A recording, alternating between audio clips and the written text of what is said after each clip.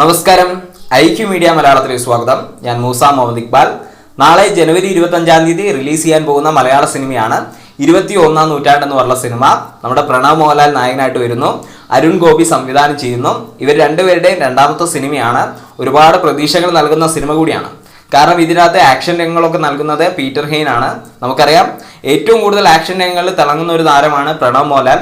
ആദ്യ സിനിമയിലൂടെ തന്നെ അദ്ദേഹം ഒരു ആക്ഷൻ സ്റ്റാർ ആണെന്ന് നമുക്ക് കാണിച്ചു തന്നിട്ടുണ്ട്.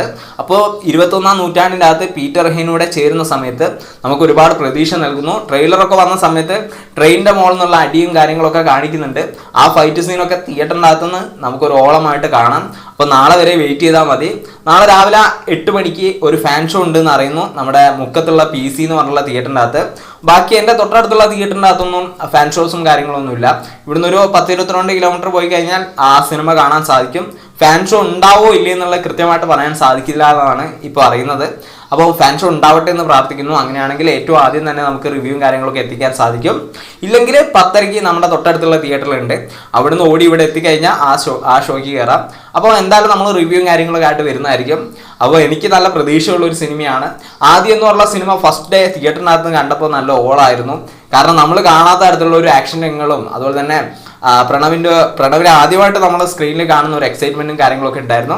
പിന്നെ ഒരു വർഷം കഴിഞ്ഞിട്ടാണ് അദ്ദേഹത്തിന്റെ സിനിമ വരുന്നത്. അത് ജനുവരി 26 റിലീസ് ചെയ്തത്. ഇത് ജനുവരി 25 റിലീസ് ചെയ്യുന്നത്.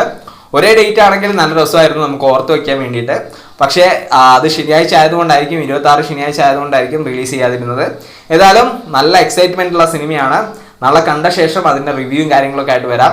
അപ്പോൾ നിങ്ങൾ കോഴിക്കോട് വേറെ എവിടെയെങ്കിലും അതിൻ്റെ ഫാൻ ഷോ ഉണ്ടെങ്കിൽ ഒന്ന് കമൻറ്റ് ബോക്സിൽ രേഖപ്പെടുത്തുക. കാരണം കുറച്ചുകൂടെ മുന്നേ ഉള്ള ഫാൻ ഷോ ഉണ്ടോ എന്ന് നോക്കുക. അപ്പോൾ ഉണ്ടെങ്കിൽ അത് കമൻറ്റ് ബോക്സിൽ രേഖപ്പെടുത്തുക. നമ്മുടെ ചാനൽ ഇഷ്ടമാണെങ്കിൽ ദയവേത് സബ്സ്ക്രൈബ് ചെയ്യുക. അതോടൊപ്പം തന്നെ ബെൽ ബട്ടൺ ഇനാബിൾ ചെയ്ത് നോട്ടിഫിക്കേഷൻ ലഭ്യമാക്കാൻ ശ്രമിക്കുക.